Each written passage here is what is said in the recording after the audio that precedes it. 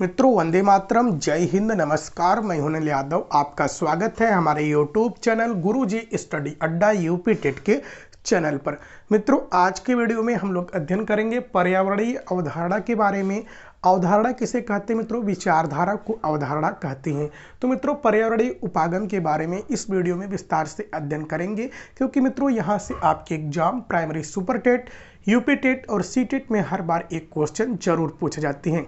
तो मित्रों, हम बात करें पर्यावरणीय अवधारणा की, तो मुख्य रूप से 4 प्रकार की अवधारणाएं प्रचलित है, जो आपके एग्जाम में हर बार यहाँ से एक क्वेश्चन जरूर पूछे जाते हैं।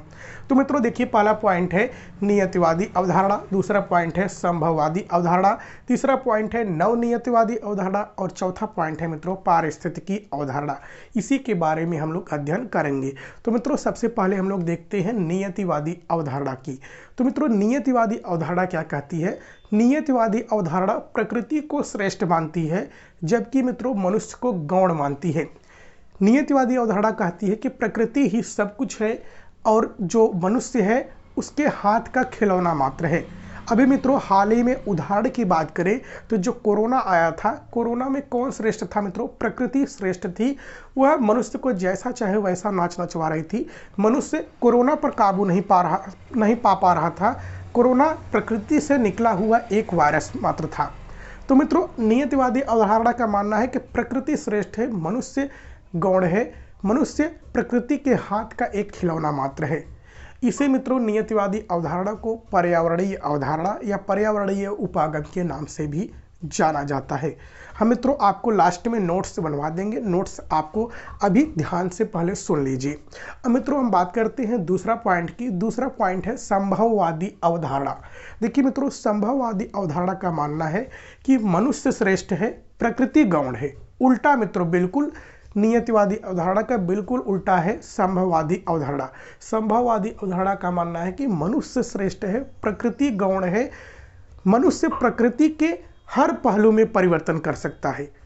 उन्होंने क्या कहा? मनुष्य परिवर्तनशील है, वह प्रकृति के हर पहलू में वह परिवर्तन कर सकता है, जैसा चाहे वैसा परिवर्तन कर सकता है। इसलिए संभववादी अवधारणा ने प्रकृति को गौण माना है, मनुष्य को श्रेष्ठ माना है।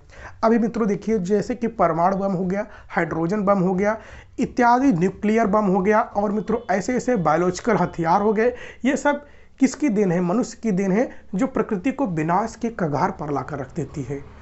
तो मित्रों इन्होंने क्या कहा कि संभववादी अवधारणा कहती है कि मनुष्य श्रेष्ठ है, प्रकृति को गौण माना है इन्होंने मित्रों। अब मित्रों तीसरा पॉइंट आता है, जो तीसरा पॉइंट है मित्रों वह है नवनियतिवादी अवधारणा। देखिए मित्रों, जो नवनियतिवादी अवधारणा है इसका कहना क्या है? नवनियतिवादी अवधारणा का कहना है, इन्होंने प्रकृति और मनुष्य दोनों की श्रेष्ठता को अस्वीकार कर दिया, दोनों की श्रेष्ठता को नकार दिया।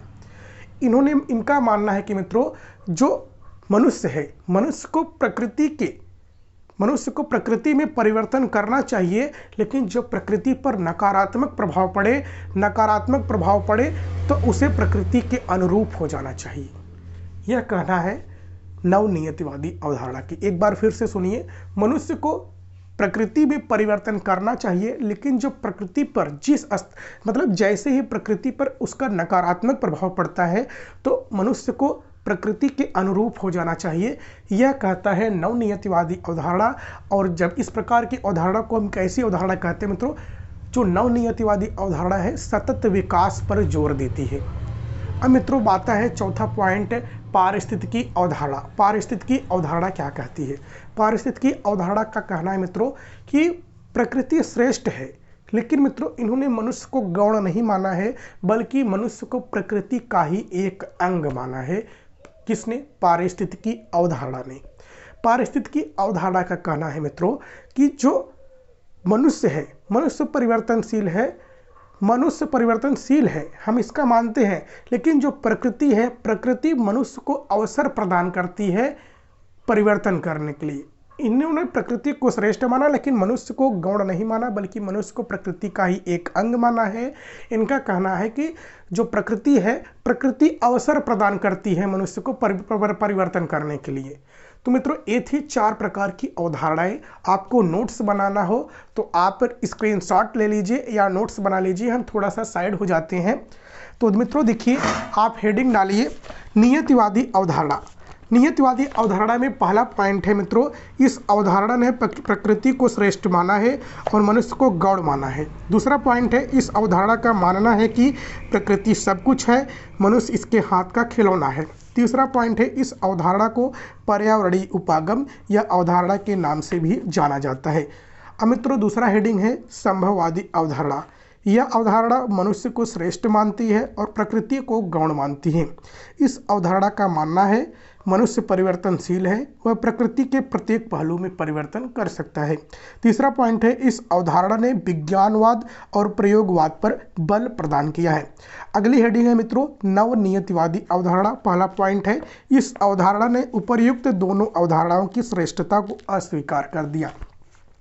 दूसरा पॉइंट है, इस अवधारणा ने प्रकृति और मनुष्य के मध्य संतुलन और समायोजन कराने का प्रयास किया है। तीसरा पॉइंट है, इस अवधारणा का मानना है कि मनुष्य को प्रकृति में परिवर्तन करना चाहिए, परंतु जब उस पर नकारात्मक प्रभाव पड़ने लगे तो प्रकृति के अनुसार हो जाना चाहिए। अगला पॉइंट है, इस अवधारणा ने सतत विकास पर जोर दिया है। अब मित्रों अंतिम हेडिंग है पारिस्थितिकी अवधारणा।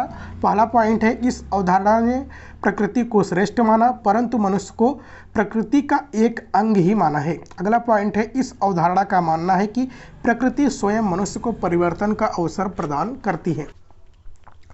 तो मित्रों इस वीडियो में इतना ही। वीडियो अच्छा लगा हो तो लाइक कीजिएगा, अपने हर एक ग्रुप में शेयर कीजिएगा। जय हिंद, जय भारत, वंदे मातरम।